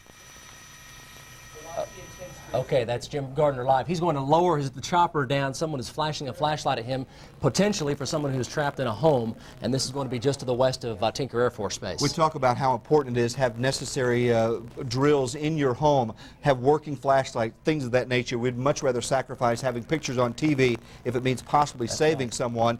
And let's be honest, we're probably going to lose lives tonight. This has been a massive area that's caused a widespread area of damage, so we do need to think about folks later on going to their blood banks and providing blood. We're going to have some areas that people are going to need shelter, and certainly people tonight need your prayers. Mike, do you still have me? Yes, you're there, Jim. Mike, go ahead. If Steve can get this picture, we have people running down the street hugging one another, finding family and friends. They're hugging one another. Everybody's out in the street now. I mean, this is an incredible sight, Mike, from up here. I mean, it's kind of hard to talk because, I mean, there's so much destruction up here, and these people are just, there's nothing left of their homes, Mike. I mean, it's just devastation beyond belief. We have from here, Jim, apparently they may have been flashing SOS. You know where you're at, baby. Mom had a really bad head injury. Where you at, honey? What worried me about Mom was that she was awake, but she was so apathetic. Okay, it's just your head, baby? She needed treatment and transport immediately. Oh, God, we gotta get this man here, too. Hi, honey. I'm so sorry, baby. I wanted to put every one of them in my unit and take them all, but I couldn't do that. Hey, dig in. Good. It's a very helpless feeling. That complex back there, we need all the guys we can get. What'd you find? All the guys, we got 8 guys, baby. Rescue workers have found a family buried beneath the wreckage of their home.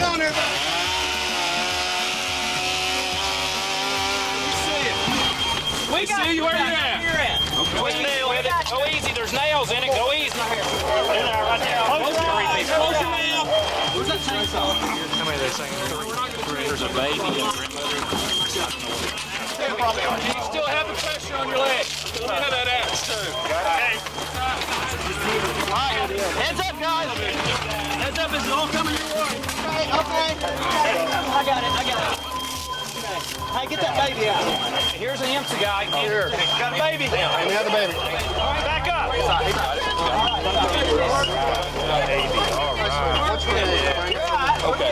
So you need a medic over here somewhere? No, I think we're doing okay. Be careful. Help him down. Calm down. I didn't see it yet. Let me look at her eyes. This gentleman right here. We are fixed. This is real severe. You guys, looks like this one's gone. Who's in charge of the morgue? We got somebody going to the morgue. You're with the morgue? Yeah, my name's Kathy Turner. That one they just brought in, I'm afraid she's dead. We'll take her across the street. Yes, let's get her out of here right now. We got one, they brought in one, and she has just expired. We can't afford the resources to try and work this. I'm real sorry. Hold 1 second, guys. Let me check 1 second. It's over. Go.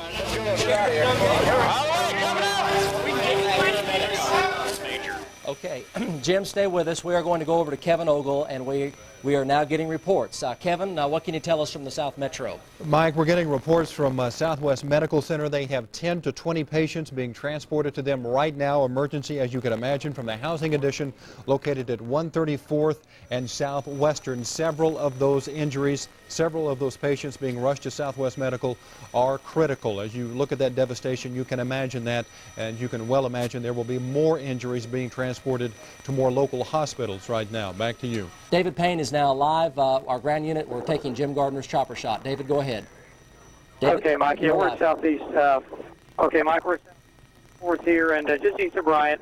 And folks can think back what Mount St. Helens looked like with all the trees bent over, nothing left.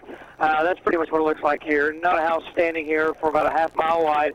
We were the first ones on the scene behind the tornado. As it was coming down 44th, it crossed in front of us. We stopped. We pulled up, and nobody was around. People started coming out. People started screaming for help. They saw our truck. They were screaming for help. And, of course, that's when the chase ends. So we jumped out. We ran over, tried to help people as much as we can. I'm just trying to comfort people. I worked with a lady that was trying to comfort a lady that had a broken leg, a compound fracture. A gentleman kept complaining of heart problems. He was having a heart attack. They just now loaded him in the back of the pickup. And what's amazing is that people need to keep in mind we don't need people down here. It's getting very, very busy. They're going to shut this off, but there are good-hearted Samaritan Oklahomans that are pulling through, loading people in the back of their pickups and taking them to the hospitals, because there are no rescue units here right now. This is all volunteer police officers, volunteer firemen here with us now. And yeah, and again, like I said, they're taking all the injury out. People are loading people that are severely injured in their cars. There's still people missing. They're still wandering through trying to find people. There's not a house left where I'm looking, and I'm standing in ground zero. The tornado came right through here. There's not one house left, and the trees are stripped off, and there's cars that are down to the size of about 50-gallon barrels, and it's just incredible. I'm just amazed at how bad the devastation is. And again, people are just literally pulling up, and they're putting people that are literally passed out, they're not even moving, in the back of cars, and they're driving to the hospitals. Mike, we moved up to the north side of I-44. You're looking at the damage. If Steve can follow, I'm coming around here. It's getting kind of turbulent. There are cars that were on I-40 when this tornado passed. They are twisted. They are laying over on the side of the road right there. Emergency crews are with them. They've shut down I-40 totally in this area. There are cars just strewn over to the side. I mean, they're just twisted up. They're trying to get the people out, Mike. I mean, this is just the worst scenario that could have happened. These cars have been thrown a considerable distance, Jim. They have, Mike. I mean, they were on I-40. You can see it's just.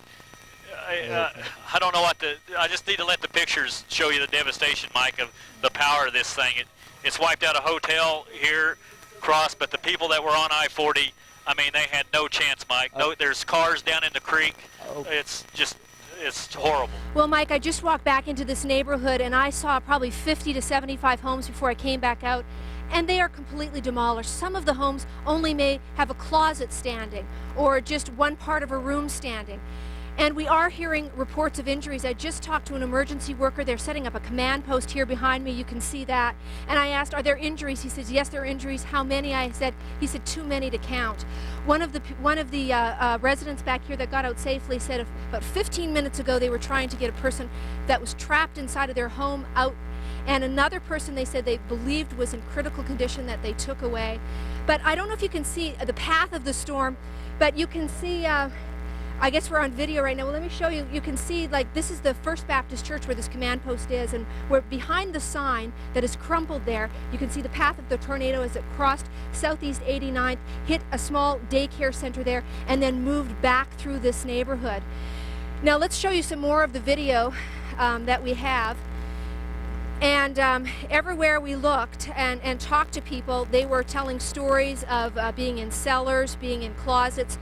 One elderly couple that I talked to was in their closet. They said it didn't sound so bad until they came out and they noticed that most of their house was gone and they had insulation throughout their hair. Right now they are still searching back in this neighborhood for people, and one resident told me that they've been going from house to house asking if people are all right, but they're not getting a response from some of the homes, so they don't know for sure if people are inside or not, so there's a lot of uncertainty. There was one young couple running down the street screaming for the name of their son. They apparently were out of the neighborhood and coming back to check on the safety of their son. We can show you also the power lines right along here that are down, and another troubling sign is in the distance. We see the smoke, and I don't know if that's from a fire or what that's from, but a large plume of smoke started about 5 minutes ago in that direction west of I-35. This is as much as I can give you from right here, right now, Mike. Kevin Ogle now joins us. He's got more information. Kevin? Danny, thank you. We've been talking to the folks at Midwest Regional Hospital. They say they have too many injuries to count right now coming into their facility.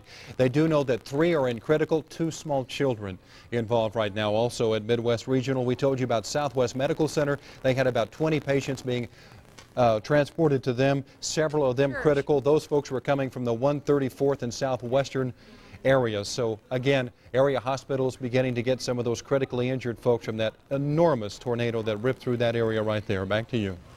We haven't seen in a long time. Gary and the storm team have been chasing these storms live on the air continuously for almost 6 hours now, and while tornadoes continue on the ground and we continue to follow those, there's an incredible amount of damage and destruction left in their path, especially across the south, southwest, southeast part of the metro into Midwest City and the Del City area. We do know the National Guard has been called in to search through these neighborhoods. You are advised to stay away from those areas on the south. Let me go to Chris Holsney right now. He is at the First Baptist Church in the Moore area, where a lot of folks who are homeless tonight, Chris, are now trying to find some place to stay. Absolutely catastrophic. The human toll, we're told, is rising. Right now we have about 100 injured, 20 or more transported from this location to area hospitals, one by medevac in serious condition. We just talked to the Moore Police Department, and they say that they will not confirm reports of fatalities right now, but they say they are expecting some. They have some reports that they're checking out right now. Take a look at the video of it's called Highland or Highland Park neighborhood. There's an apartment complex within this neighborhood with several hundred units in it, absolutely gone. The tornado tore through this neighborhood. People have been frantically searching for loved ones and relatives. Many of them were removed from that neighborhood by the police and sent here to the First Baptist Church on North 27th Street here in Moore to try to relocate families. We were in that neighborhood earlier and were told we absolutely had to leave. There are numerous gas leaks within the neighborhood that are extremely dangerous. The pungent odor of natural gas was very strong. They're still concerned about that in these neighborhoods. Obviously, no power, no electricity, water and gas spewing everywhere. The emergency crews are inside right now going through home to home, rubble to rubble, car to car, to see if they can find any more people inside that area. We didn't forget you, okay? If you know what, if you were dying, we would have hauled you out of here in a Toyota if we had to. The ones you really got to thank are those people that this wasn't their job. You're going to make it, okay? They volunteered their vehicles to take these people. I mean, to me, those are the true heroes. Thank you. What we need now is another truck. 278, 10-5, emergency. We were worried because Kyle had felt his neck, and it felt like there was some deformity. Can you move your arms and legs? Yeah. Okay. We're halfway there. Okay, right now he's moving his arms and his legs good, but one wrong turn and he could be paralyzed. Oh, thank God, we got one. We got a truck. Yes. When you get better, which I know you will, to find out these people that took you. Is everybody okay here? Yeah. Everybody okay? Yeah. Okay. Baby, you all right? She's fine. Okay. All right. We're done here then.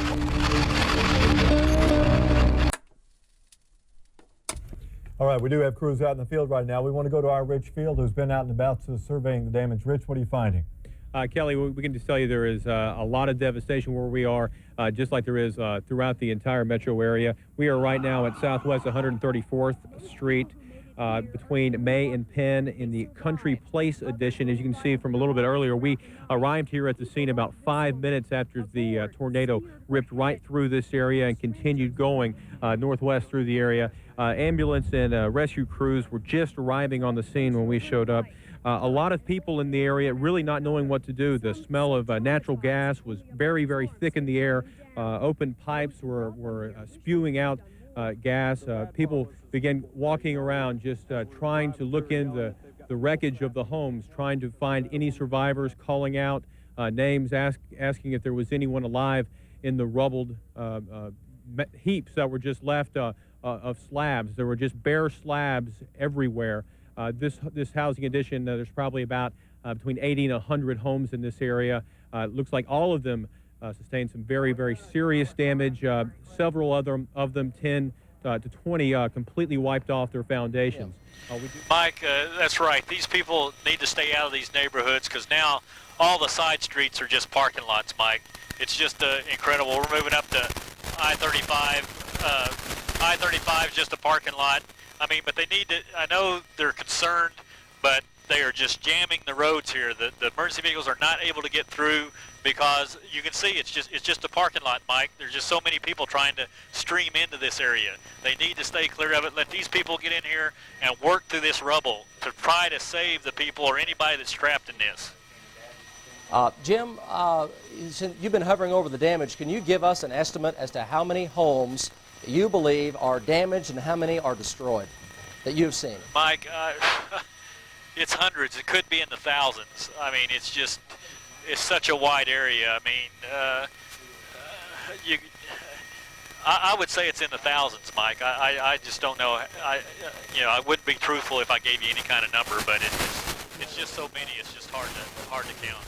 We are trying to assess, as the National Guard has been called in to assess the damage and injuries. Marlo Brower's been working that angle of our story tonight from the newsroom. Marlo, what is the news right now?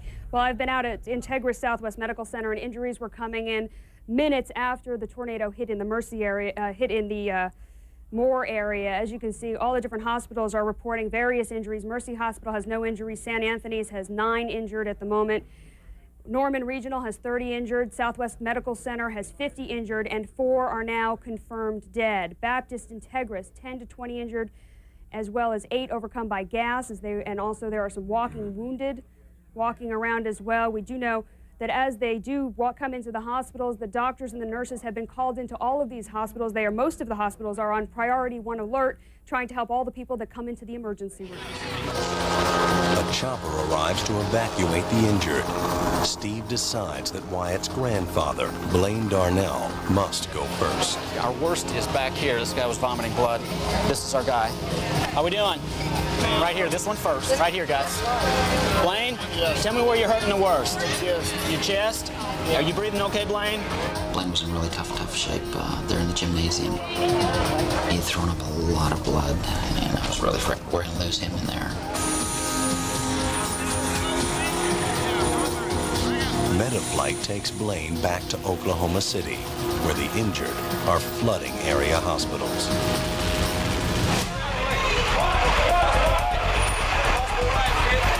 See what we got here. What you got?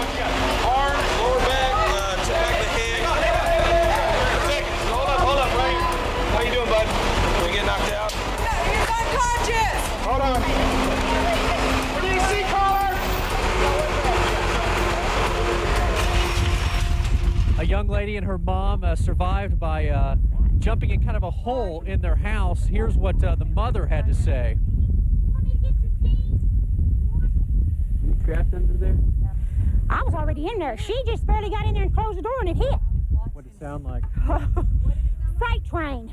Yeah. A big freight train coming. These folks saw this tornado coming on television, and it looks like a lot of them did a tremendous job of trying to get to a safer place than a home would have been. Right, and a lot of them credit our early storm warnings for that.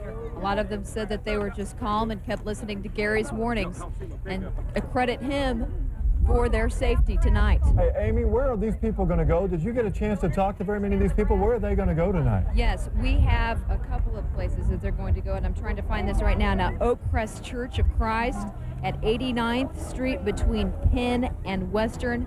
Those people are taking some of the displaced folks here. And there's also Gracemont Church. Gracemont Church is also accepting people who have no homes to go to tonight. Chris Halsney also in the Moore area tonight at First Baptist Church, where a lot of folks have gone. That's now a shelter area. Chris, talk to us about what's taking place there. Well, Robin, we are at the First Baptist Church, and there are hundreds and hundreds of people coming here from a complex of homes over here just to the south called Highland and Highland Park. There are 300 to 500 people that live in that area. They've been evacuated to this spot here, mostly because of the natural gas leaks. We wanted to show you one woman's reaction to what she felt as the tornado was. Let us know what it was like inside of there. Well, we could hear on the radio what was going on. We had a couple of portable radios, and we could hear when things were going to happen, and then everybody said, everybody get down. We dove under some, countertops that were there, and you could feel the air pressure start to change and the wind, and then we could even kind of feel like mist like rain mist, and then. What were people doing in there? I'm sure people were They freaking weren't out. screaming. They weren't screaming. Everybody was just saying, stay down, get down, and they did, and we just kind of waited it out. When we got out, the corridors all have parts of ceilings down, and I mean insulation hanging down, water running in. So you felt it when it came over? Yeah, we felt it, the air pressure and the mist kind of blowing through the room, you know, the mist, rain. Are there still people in there? I don't think so. I think they've had them out for a little while, kind of waiting in the parking lot. Why'd they walk you around this way for? Because there's some power lines or something up near the front. And what were you all doing in there? There was an award ceremony for Moore West Junior High that was supposed to start at 7. And then my other daughter was there for a testing that they were having today. There was an AP Calc testing, and then there was also a drama theater thing going on in the lecture center. So. Well, we kept watching the Weather Channel, and nobody wanted to go down there because of the water. So my wife says, let's get in the truck and let's run from it. I said, we can't run from something like this. So we get down there and made some pillows and threw some tires down there, spare tires, and we get the kids wrapped up in the corner, you know, best thing. And just as it was coming across, we seen it. Them guys, the other two guys come running over here. I said, well, let me in. Thank God I did, or we wouldn't be here right now for the other two guys. It was our neighbors. Because we had that chain, and it was pulling us out of this thing. That's how hard it is. We raised up. I seen that house just getting demolished. What little? But it was. So if you hadn't had anyone to help you hold the door closed. If nobody help that door closed, we don't know what could have happened. I mean, really. You never know. But it went through quick. I think a little bit longer. Your ears down there with the two holes. It was, you know, you got the two kids you're mainly worried about. But you just moved here. Yeah, first time I've been in Tornado. I never knew they could do this. I got respect for them now. What's your name? Les King. Spell for me. K-I-N-G. Les, L-E-S. Les. You seem really calm, Les. I'm alive. You know, that's one of the things I noticed, Robin, Kelly, that some of the people, a lot of these people smiling, even with destroyed homes, ruined cars, whatever, they're just very, very happy, realize they're fortunate to be walking around and talking.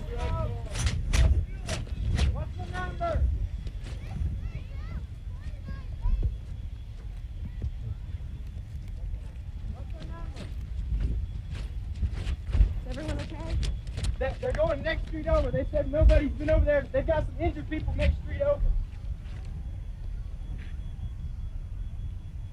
Station now. Can you do that now? New information right now. We have information from the police department that they are literally evacuating the town of Moore.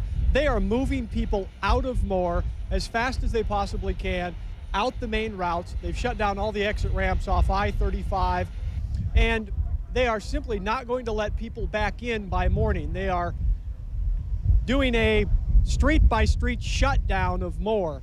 They obviously do that for security reasons, for search purposes. There's no power or electricity here anyway. They say, really, nobody needs to be here. More tragic news coming in south of the metro, the Bridge Creek area, once again south of the metro. We're hearing from Mark Goodman, who is a Dibble police officer there, that they now have at least 10 fatalities in that Bridge Creek area, and his fear is that that count could go much higher. Well, we do have some new information here. Joining us is Sergeant Scott Singer of the Moore Police Department, and we do have some new information on possible fatalities tonight. At this time, we're not confirming, but it appears that we have 3 fatalities.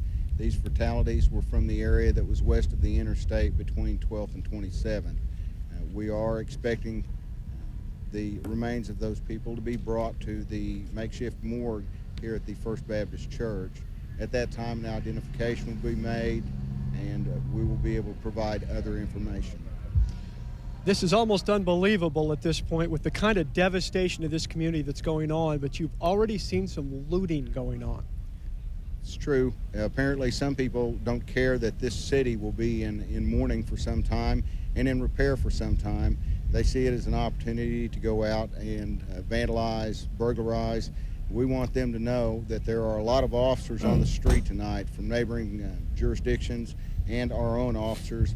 We will be looking for these people, and when we locate and arrest them, we'll deal with them in the most harsh manner that we can.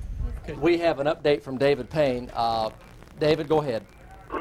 Yeah, Mike. Again, we've been reporting from Southeast 44th between Sunnyland and Sooner. And again, getting some crews in here now. Just got a report now. We may have, at least in this area, at least one fatality now. A woman was found about 200 yards in the middle of this debris field, which is just to the north of me. So looks like from this area, at least right now, just one fatality at this point. And she's about 200 yards north of just where we're parked. And again, they're still bringing people out where we are. People are still being loaded up into vehicles and, again, taken to, I understand, Tinker, the other closed hospitals. Ambulances have not made it in here as of yet, but they're still taking people out. But again, I just want to report that one fatality, it looks like.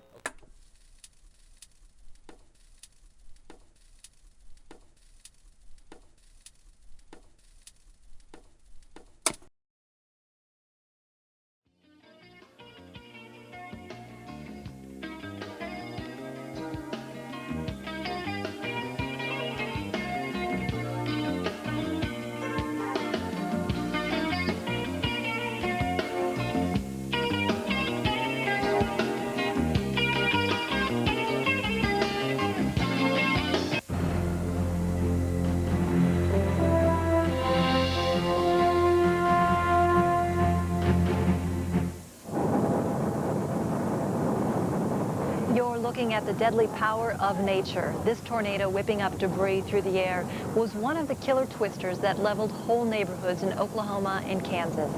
At least 45 people are dead from the storms in the two states. The deadly situation is far from over. There is severe weather in the plains again at this hour. This is a special edition of Weather Center. I'm Heather Tesh. The tornado tragedy and the current severe situation are the top stories. Dallas is just one city that could see thunderstorms today from the unstable air mass. Thank you, Dr. John Scala. We have a live report for you coming in from Oklahoma City. We take you live to Oklahoma City now, where we join reporter Sean Kelly with KHBS TV, and we're seeing incredible devastation in that area. We go to Sean Kelly with KHBS TV in Oklahoma City. Well, Mike, we have been surveying the area since sunrise here, and we were, to be honest with you, we were here at night, and you cannot imagine the devastation that is here. We are standing right next to a 6-lane interstate, and cars have been literally thrown across the interstate. This is at one time the Clarion Hotel. The entire top floor has been ripped off.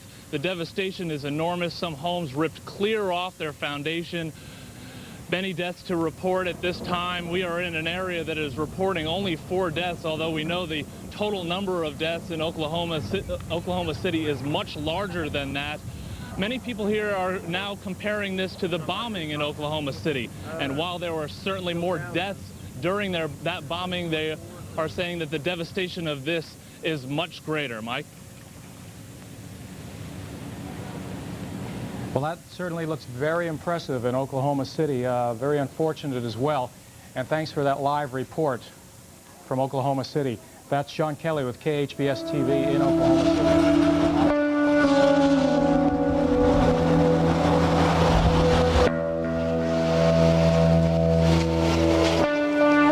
The tornado has cut a 38-mile-long swath of destruction through Oklahoma City and surrounding towns. That's my wrapping paper. Okay, Christmas wrapping paper, man. This is where Michelle and her family lived. And this is what's left. The Darnell family was devastated by the tornado. Wyatt's grandmother and baby cousin died here. This is where it all happened. This was ground zero. We've got the slab left. Wish they'd had a basement, because they'd all still be here.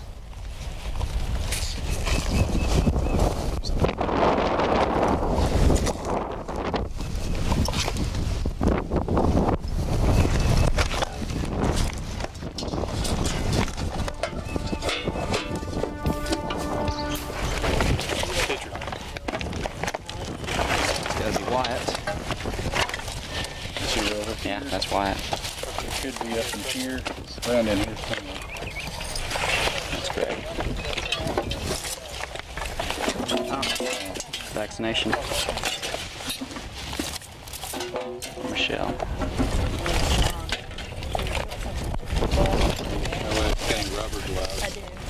We found some quilts and a table throw and some photographs, and found a birth certificate. And as you can see, obviously there's really hardly anything left of her home. So I'm glad we could get a few things for her and be able to take them to her. When the tragic things come, I think we all reach a point where there's a bit of questioning. You can say, why did this happen? At some point that passes a little bit and you get reconfirmed in your conviction that, you know, I'm glad that I had some training to be able to help in some way.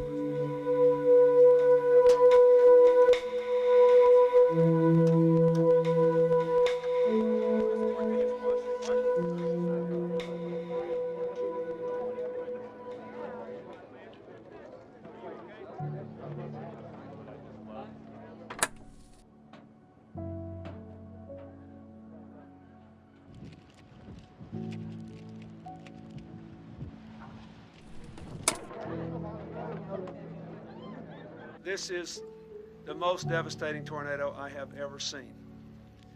I have never seen so much complete destruction of homes over so wide an area. And of course, you know that at least for a couple of communities, the measurement of the tornado was virtually off the charts. While it was very devastating to us, the community responded in a very positive manner. Just within months, we had new homes going back up. Resilient and forever changed, the city came back stronger, safer. None of our schools had shelters at that time. Today, all more schools will have working storm shelters by the end of the summer, and about a third of homes now have them. Building codes have changed as well. The city has a higher standard to better protect homes from wind and debris. And the city has almost 4 times as many outdoor warning sirens than they did that day in 1999. It was the first time an F5 tornado hit a highly populated area of Oklahoma, and it changed the way everyone responds to and prepares for tornadoes. You know, a lot can happen in 20 years. The May 3rd F5 sparked a new era of tornado research.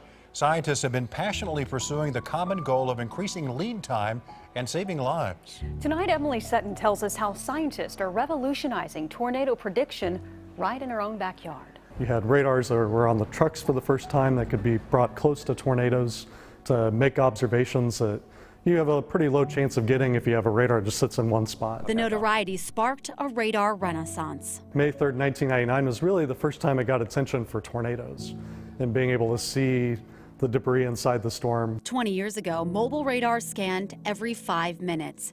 Researchers quickly realized after May 3rd, that wasn't fast enough. Some tornadoes don't even last for 5 minutes, so to understand how they form, what happens while they exist, and then how they dissipate, you need to be able to make observations about every 10 to 30 seconds. Now radars are able to scan at unprecedented speeds. This dish can rotate 360 degrees per second. Through dual polarization, scientists can scan all levels of the atmosphere at a fast rate.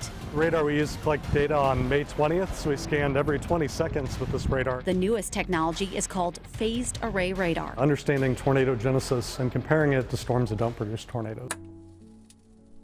We have special microphones designed to listen just like regular microphones, just at frequencies below what humans can hear. The technology is nothing new, but the important tie to tornado forecasting happened by accident. Most of the data that's available, they weren't really studying tornadoes.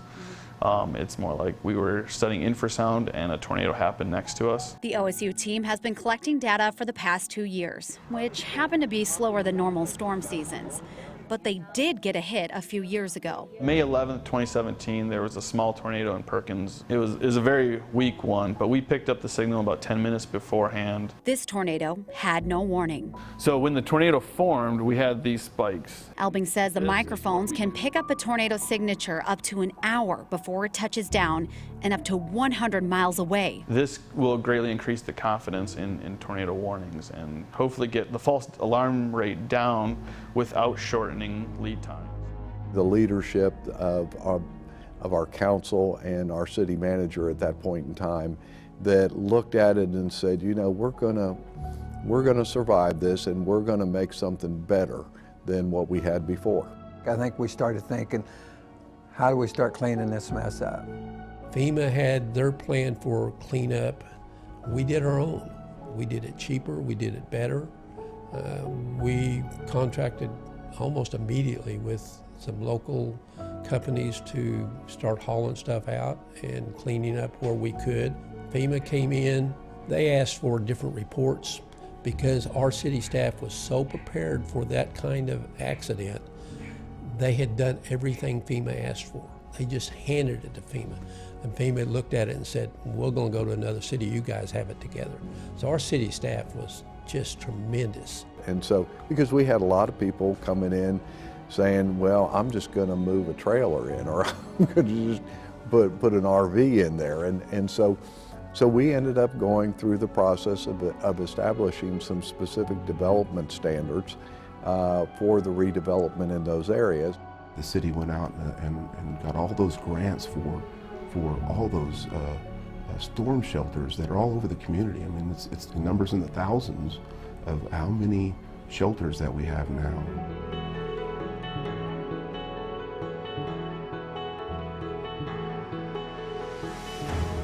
Just like anything, you have to have a vision to move forward. And fortunately, the leadership that was in place immediately after the tornado had a vision. There had been a significant interest already before the tornado in terms of trying to build a small conference center. And the thoughts were, well, maybe we'll include that as part of the redevelopment of our town center area. And that morning when we went out and looked at the area where the tornado had gone through, it had damaged all of our hotels in the hospitality district. It just seemed like the right thing to do to make a commitment to encourage the hotels within the area to reinvest. A lot of the hotels did come back and decide to rebuild with bigger and better facilities. And then in 2006, we cut the ribbon on the Reed Center and opened it up, and it's just been an economic engine again for us ever since. The Reed Center, the hospitality district, Town Center Plaza are so important to the city. We want to have the very best, and we want to be the best. There are so many things that were built as a result of the city's action following the storms that really make Midwest City the great city that it is today.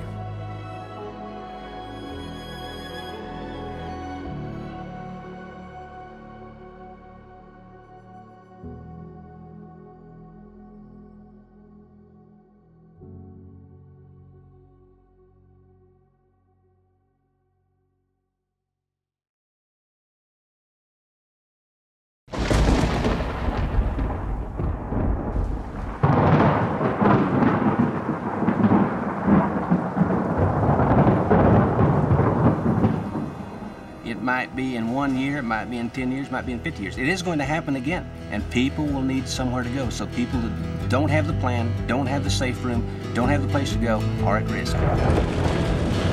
You got it? Yes. Oh my God, it just hit somebody's house. There's a house spinning around in the air.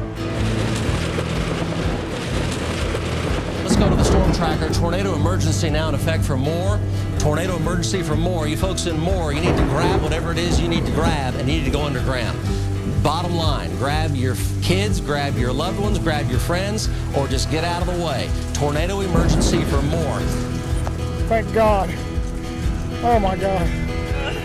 Are you okay? Oh my God. Trevor. Huh? Oh my God, son. Oh God, it's terrible. It's terrible. Was you in the tornado, sir?